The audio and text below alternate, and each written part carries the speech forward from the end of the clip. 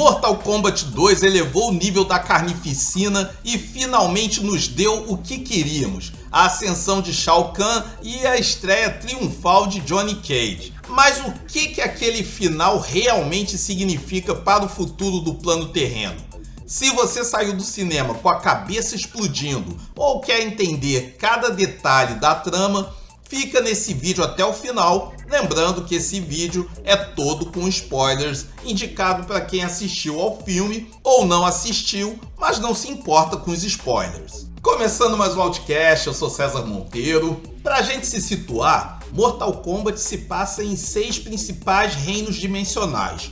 O Reino da Terra, que é o nosso mundo, é protegido pelo Raiden e defendido pelos guerreiros Liu Kang, Kung Lao, Sonya Blade. A Exoterra é o reino dominado pelo vilão Shao Kahn, conhecido por invadir e absorver outros reinos, composto por diversas raças. Aí a gente tem também o Submundo, também conhecido como o Inferno, que é um lugar macabro e governado por demônios e feiticeiros, como o Quan Chi e Shinnok. E aí a gente tem também Edenia, que é um reino bonito, com um toque todo paradisíaco e muitas vezes invadido e fundido com o Outworld, que é o que acontece no filme, e é governado pela família da princesa Kitana. Aí a gente tem também o Other Realms, ou o Seido, que é o reino da ordem e da estrutura, como o próprio nome já indica, e focado em regras muito rígidas. E por último, nós temos o Reino do Caos, que é o oposto desse Reino da Ordem, que é um local onde a ordem é inexistente e o caos é que dita as regras. Além desses, a gente também tem outros, como Zaterra, Veternos, os Céus, o Reino de Kotal Kahn e também o Vazio. O filme começa com o Reino de Edenia sendo invadido pelo Shao Kahn.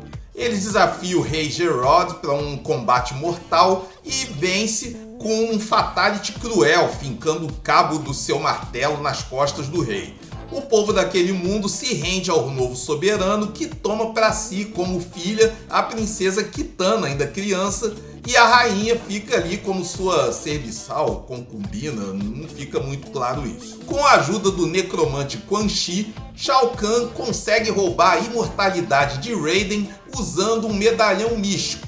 A missão dos guerreiros agora é encontrar o amuleto de Shinnok, esse artefato com um incrível poder de cura.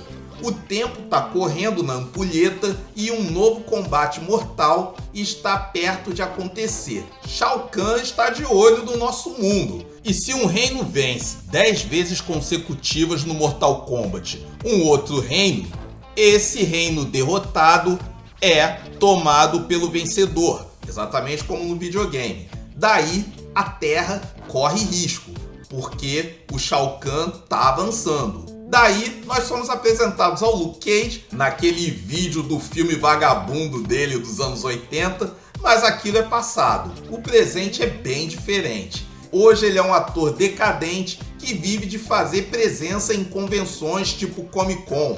E ele tá com um stand pequeno numa convenção dessas, que fica ali com uma TV de tubo e um videocassete passando seus filmes. Quando ele tá indo embora do evento, arrumando as coisas no carro do estacionamento, chegam o Raiden e a Sonya Blade para convocá-lo para o Mortal Kombat. Ele acha que são cosplayers, até chama o Raiden de aventureiros do bairro proibido. É que o Johnny Cage ele é cheio de piadinha, né? Piadas referenciais ao longo do filme.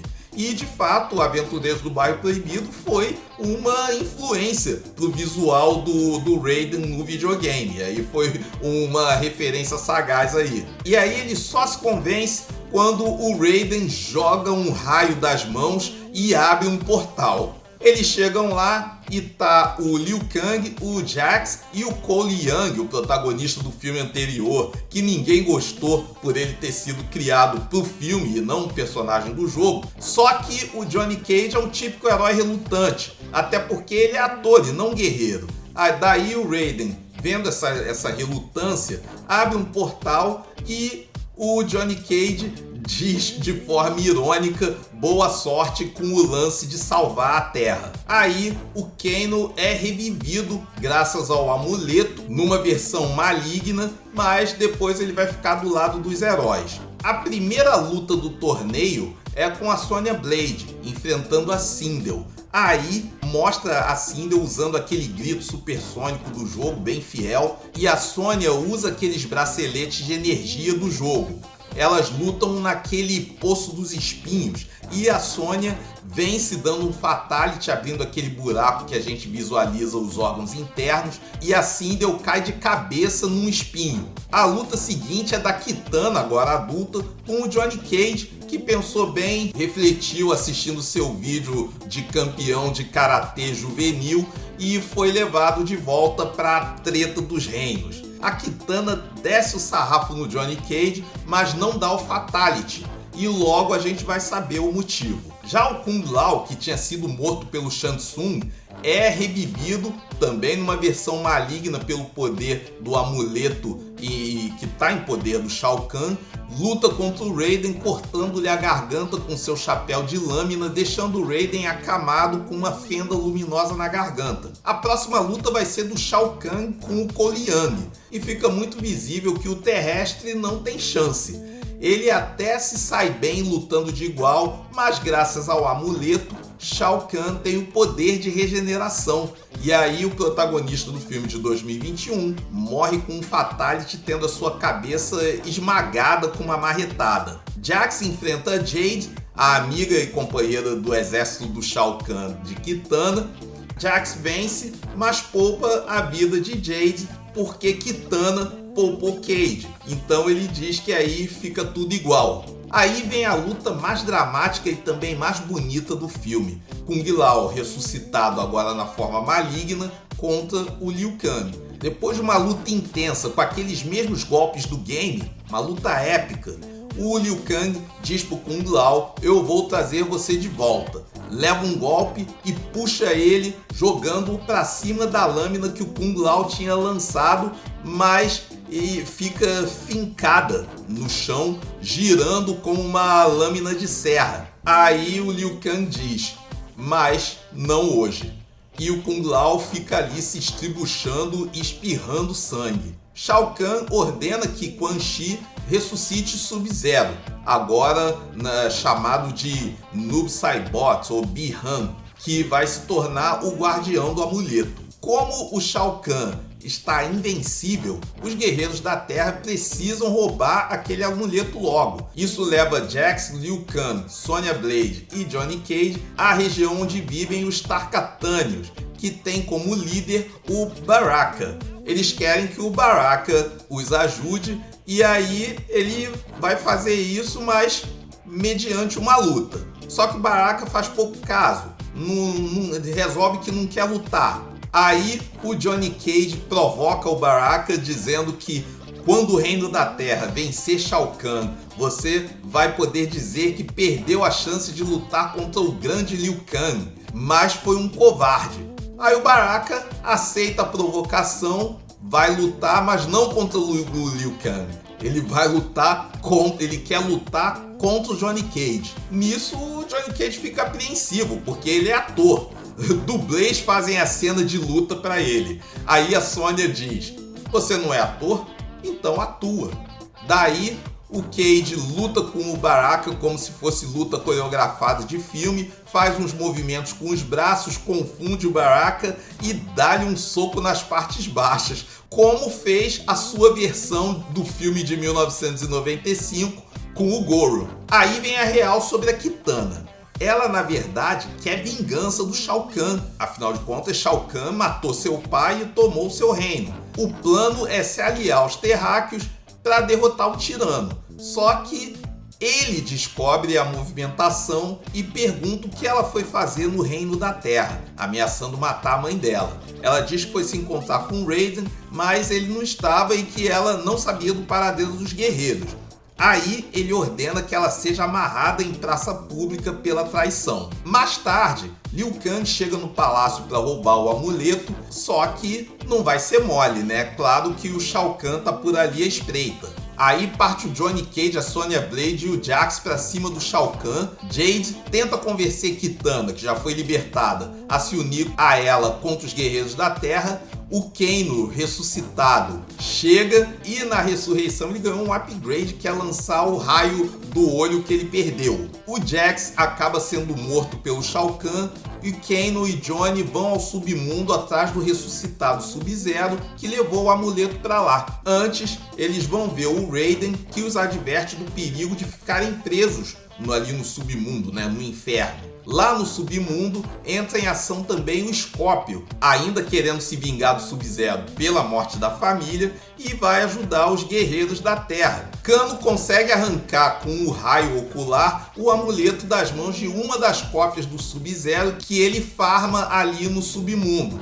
E o Cage pega o artefato. Liu Kang agora enfrenta o Shao Kahn numa luta e acaba sendo derrotado. Mas sua morte não é exatamente um fim. Quando ele se transforma no Dragão de Fogo, o filme sugere que ele alcança um outro nível de existência.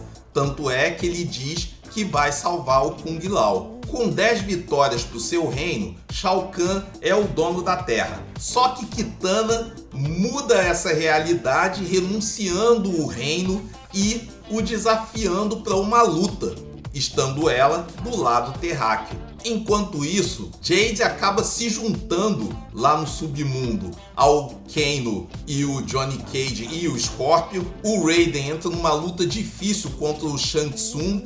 Prestes a ser morto, ele usa a telepatia para dizer ao Johnny Cage que ele foi escolhido entre 8 bilhões na Terra. Aí o Johnny Cage manda aquele chute especial do videogame no amuleto, destruindo o artefato, regenerando o Raiden, que manda um raio no Shang Tsung, e agora o Shao Kahn perdeu a invencibilidade dele. Com o Shao Kahn mortal, parece que o desafio da Kitana vai ser mais fácil. Porém, ela é pega pelo pescoço, parece que ela vai morrer, mas ela se lembra do pai dizendo para ela, quando criança, no início do filme, dizendo que ela precisa saber ser forte. Aí ela, lembrando desse ensinamento, consegue resistir à força do Shao Kahn e o mata, dando um especial com aqueles seus leques letais, aqueles leques que são, na verdade, lâminas, e isso fatia a cabeça do Shao Kahn